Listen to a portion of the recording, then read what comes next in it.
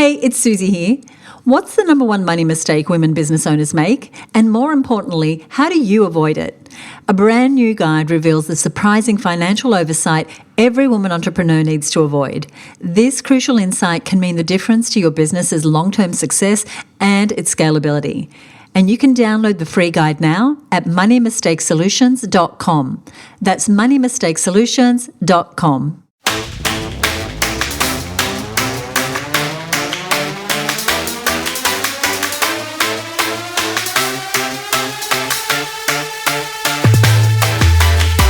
Hi, and welcome to the HerBusiness Podcast, where we dive into the strategies, insights, and the stories that help women business owners build a business they love without the overwhelm or the burnout. I'm your host, Susie Daphnis, and today we have a truly inspiring episode for you.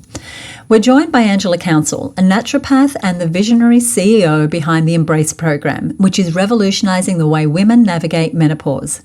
But today we're not focusing on menopause. Instead, Angela shares her entrepreneurial journey, how she transformed her business model, and how she's embracing her role as CEO to scale her business. So grab your notebook because you're about to get a wealth of knowledge on building a successful, sustainable business that thrives on your terms. Hey Angela, welcome to the show. Hi Susie, thanks for having me. I am so excited to talk about business and a few other things with you today. Why don't you kick us off by telling us a little bit about the work that you do to support women to thrive through menopause? Well, this is brand new actually. So I'm the CEO and founder of a company called Embrace Menopause. So we support women as they move through their menopause transition without the use of HRT. And we offer our signature 10-week group program, which is called Embrace. And that's Australasia's leading health and lifestyle program for women who are looking for natural solutions as they move through this time of life. I love it. And when you say this is new, what's new is the name. Yes, right? You've just recently had a brand change, haven't you? Yes. So, because in the past I just used to go under my own name of Angela Counsel, but things have evolved. I am now the CEO. That's a thing that I've really embraced from the work that you teach us. So I am the CEO of Embrace Menopause. And it sounds different, and it's got such a different energy to it. Doesn't it? And it adds, and so, we're kind of going off topic a little bit, but I think this is important for those listening, is that names matter. Naming matters, what we name our courses, what we call our businesses. And you said it just has a totally different vibe to it, right? And it's such, I've already said this to you, how much I love the name Embrace Menopause, because it does so many things in the one word. And I remember, Angela, when we changed our name for almost, 20 plus years, we were the Australian Business Women's Network. And then we did a rebrand into HerBusiness. And I felt like my body could just relax. I felt, this is who we really are. So congratulations on the rebrand. I know with rebranding, all sorts of things have to be done and created and recreated and updated and all those things. So great. Thank you for your connection statement and introducing us to your world. And before we dive into talking about your business, which is what we're really here to do, and the incredible growth that you've seen over the last 2 to 3 years, it would be remiss of me to not use this opportunity to ask you a question about menopause, because many of our listeners, many of the members inside the HerBusiness Network are right into that demographic where they are grappling with some of the symptoms. So what I wanted to ask, and of course, we're going to put all the details of where you can find Angela so that you can dive deep into this topic if you're someone who needs support with this. But all I want to ask you is, what do we tend to get wrong when we think about embracing menopause? Well, that is a whole workshop in itself, but let's just keep it really brief. Number one, most women don't realise how early the transition can start. So transition and the changes in hormones start as early as your early 40s, late 30s. And it can take up to 10, 13 years. Now, that doesn't mean that's, 10 years of agony, but hormones are shifting. And as they shift, the body is changing. And that's when, for some women, they start to experience symptoms. Big one is putting weight on they never had before. And menopause itself is only one day, and that is 12 months after your last period.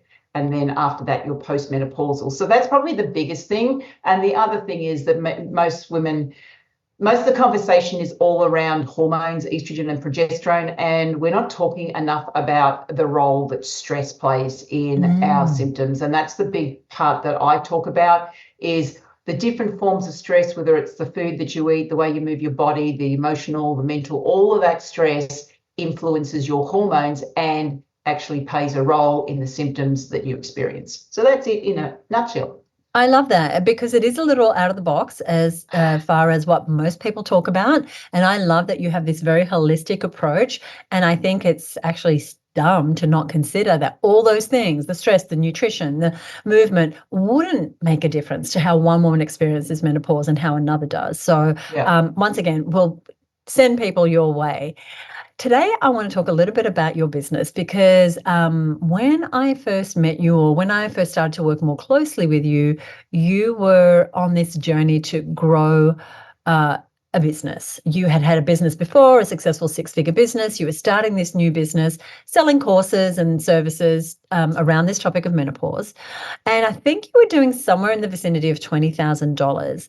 Now you've not only doing 10 times plus, but you're on the way to a seven-figure business. So what I wanted to ask you, because when I met you, you were like, this has got to work, or, it's go or bust. What motivated you to give yourself like a 1-year ultimatum? When you joined the mastermind program that we run, you said, I'm giving myself 1 year to make this business work or I'm out. Not out of the program so much, but out of the business. Yeah, this was basically my last ditch effort.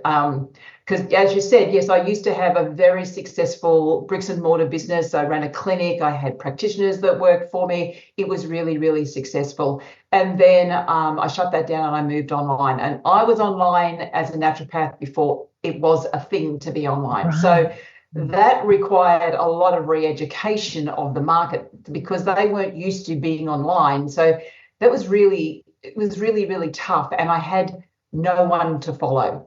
I did look outside my industry and I was implementing things from outside my industry. And that, particularly if we look at the US and we're going back, 10, 15 years, the US, there were a lot of changes over there, but that wasn't being picked up here in Australia. So I was kind of seen as a maverick because I was doing things differently and there was no one to follow. And I'd got to the stage whereby I was exhausted. I tried these things and I'm going, look, why is it working for those people over there, but it's not working here? Why is Australia so different? And I basically got to a stage that's like, well, do I need to do this? And the answer, financially, no, I didn't. My husband was, he earned enough money. Financially, I didn't need to do it, but I had a drive that I had to do something. I knew I didn't want to go back to corporate, even though there were days at packing Woolies. It was kind of really, really looked good.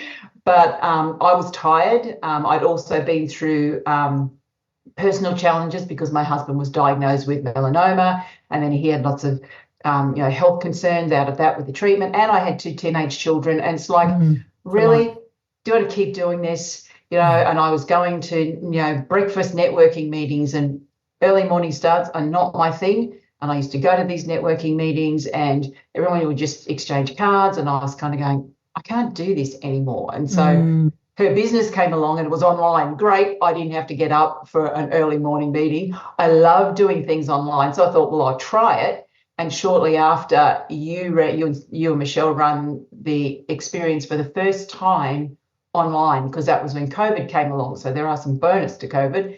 And because it was over a month period, and I went, okay, let's just try this. And I tried it. And there was so much just in that 1 month that I learned. And I thought, okay, I'm going to scrape the money together to actually cover the first couple of months and hope, cross everything, that I'm actually going to earn enough money to pay for the rest of Mastermind for the rest of the year. It worked. It sure did. It worked again. And I think you're in your 3rd or 4th year now. So I want to cover off something Angela referred to. She talked about a month-long program.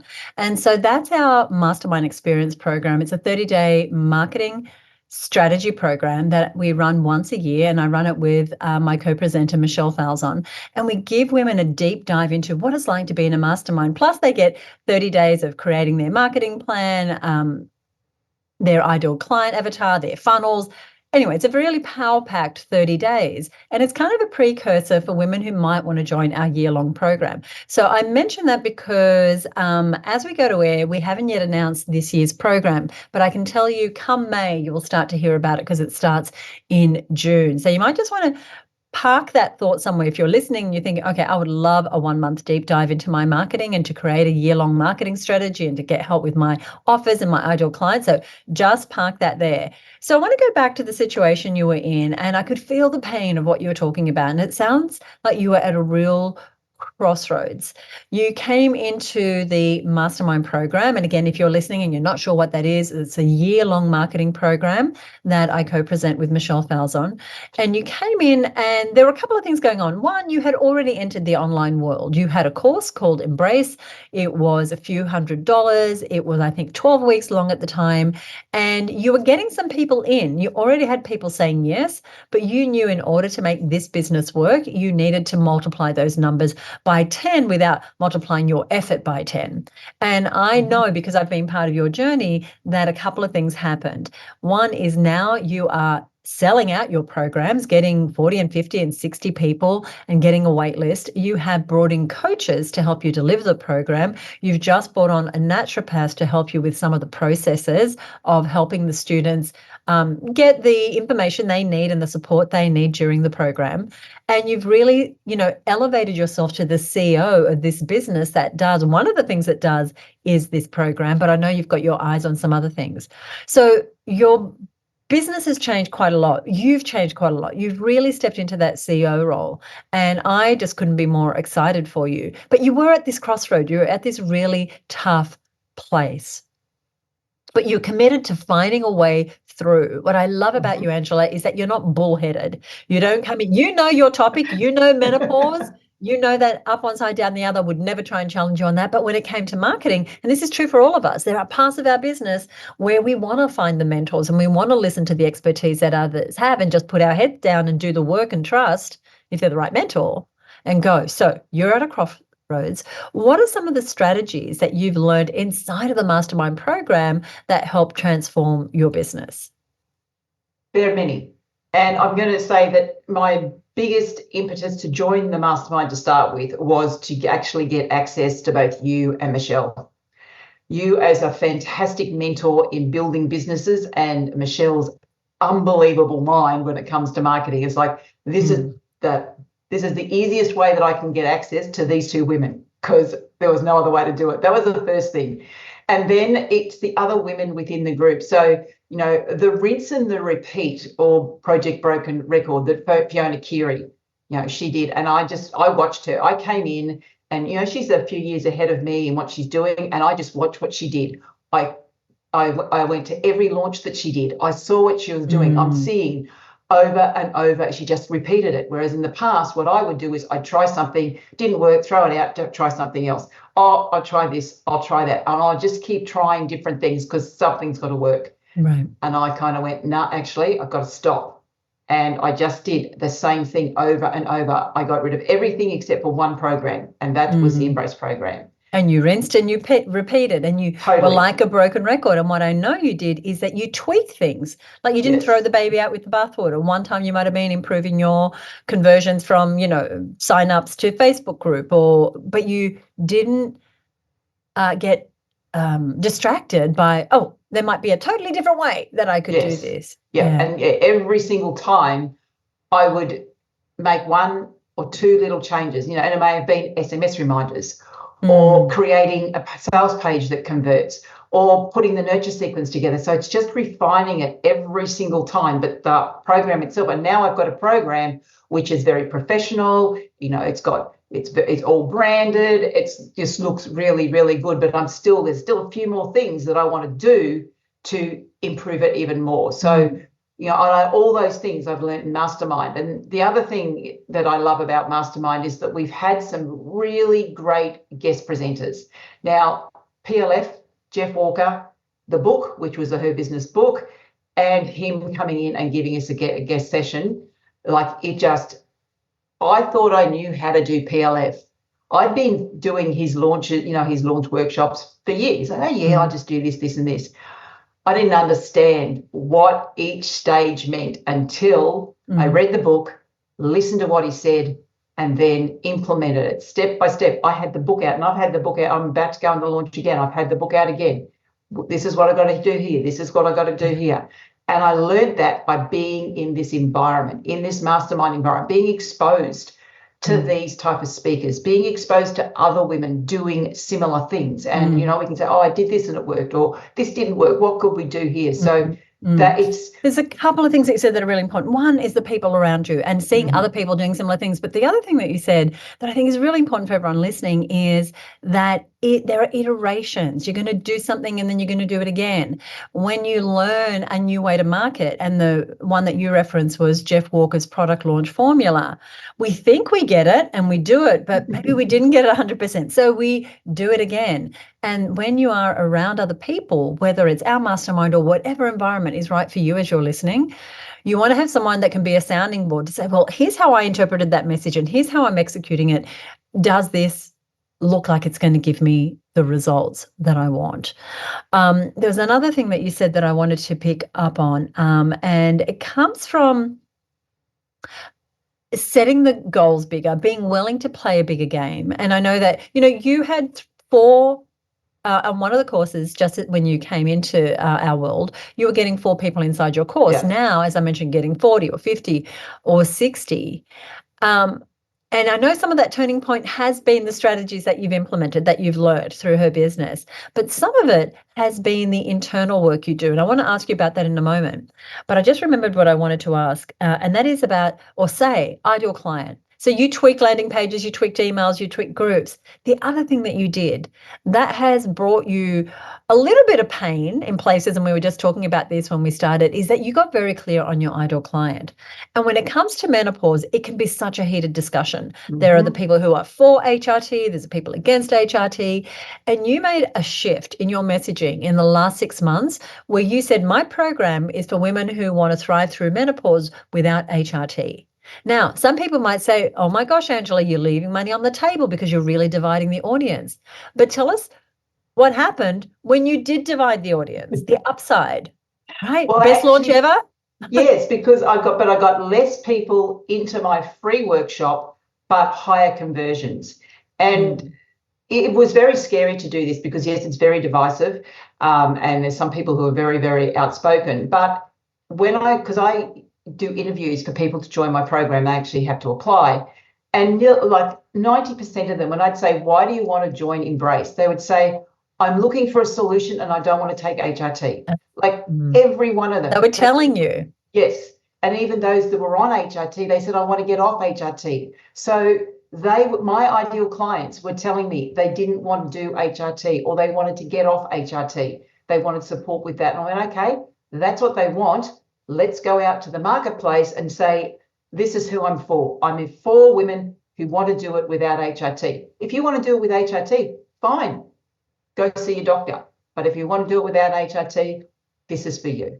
And this is what I want you to hear as you're listening. This is not whether you agree with the message or not. It's about being bold enough to draw a line in the sand to say, I made this for you, but not for you. As the wonderful Seth Godin said in his book, This is Marketing, we need to be willing to polarize. That's where the gold is. Because now everyone who is, I want to do this, I want to try this without HRT, they're going to find Angela and she's going to stand apart from everyone else out there who might have a more homogenous kind of message.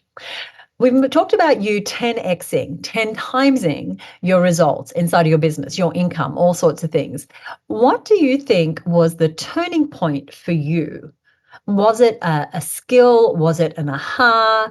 Like, can you identify anything that caused that real big uplift in your results? Yeah. Yep.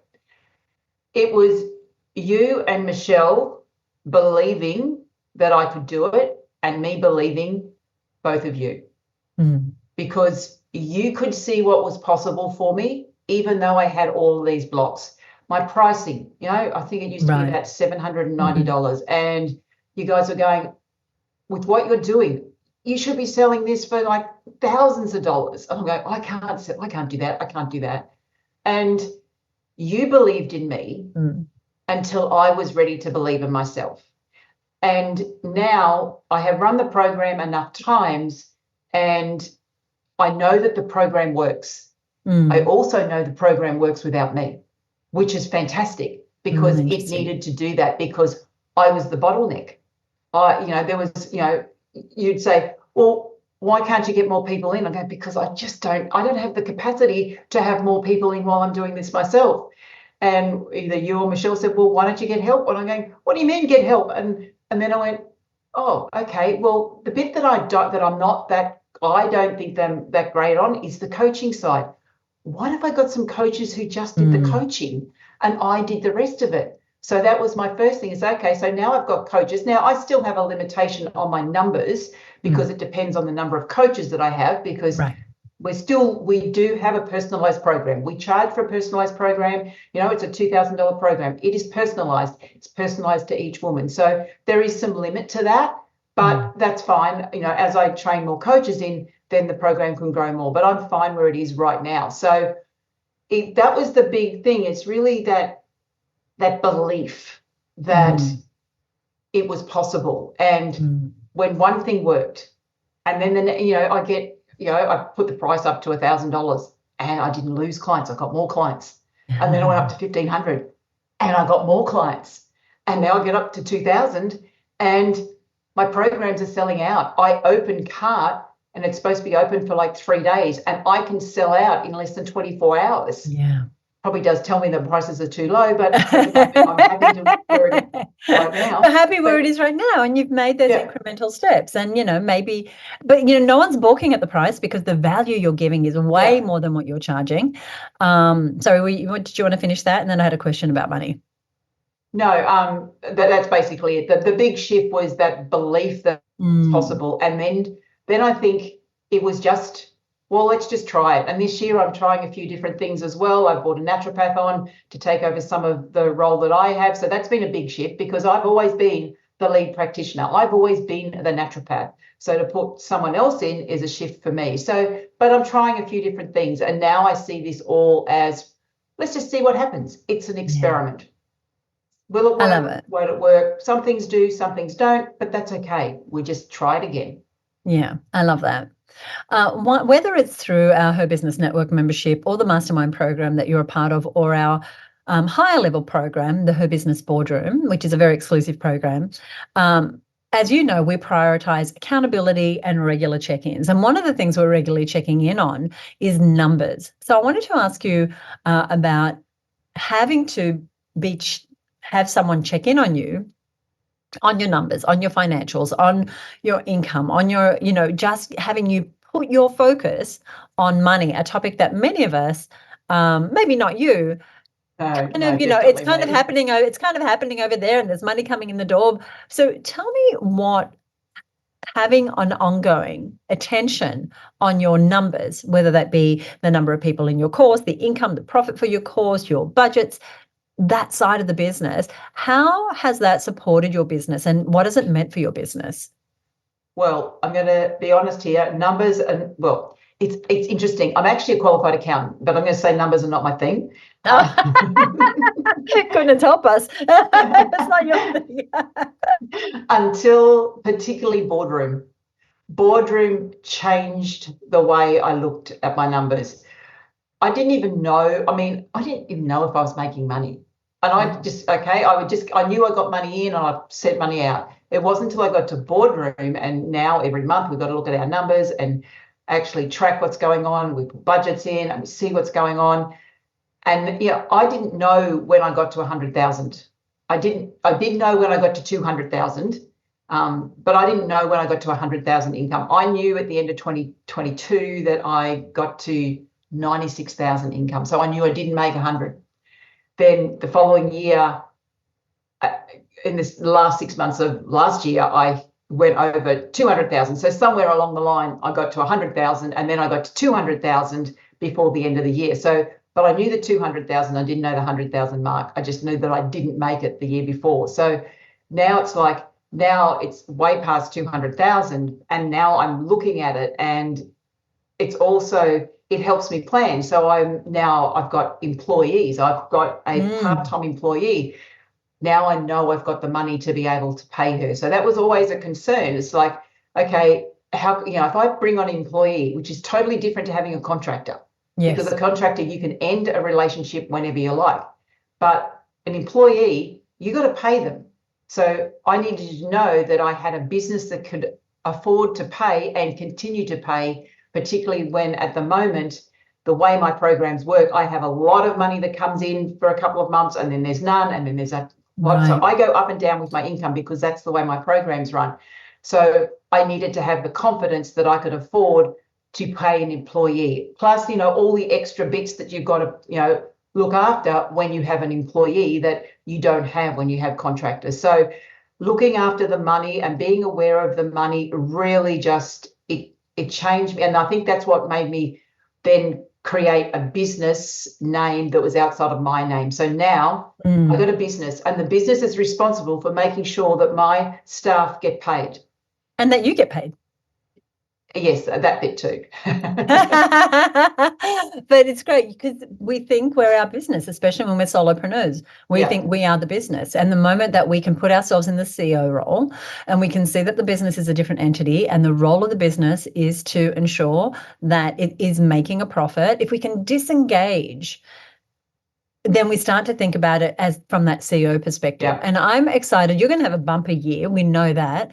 I'm excited that you have other people supporting you, both inside the business and around you. And the program you mentioned, Boardroom, just again, if you're listening, you're like, well, what is that? It is a year-long program for a very small group of women. It's closed at the moment. It's closed for the rest of the year.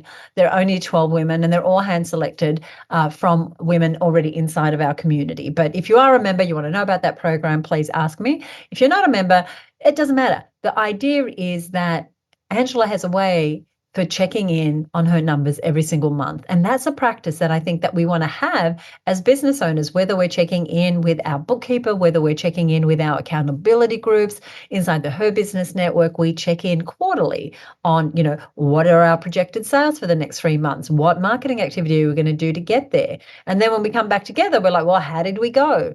Because otherwise, how do we know if we're being profitable? How do we know if we are hitting those milestones? How do we know if we can invest in that new technology or bring on that new team member, or whether we're charging too much or too little? So we're about to just put a really big focus on money inside of our organization for our members, because while we all want the marketing, right? We all want to sell more courses and more memberships and more items in our e-commerce store and more services and more trainings and all those things. At the end of the day, if it doesn't make sense financially, there's going to be a point where it's just not viable. And having a self-sustaining business is one of my priorities for our members. I want to ask you, we know you've got a course coming on. You're going to do it probably at least one more time this year. You've moved from the city here to a beautiful property in Queensland, or is it Northern New South Wales? Queensland.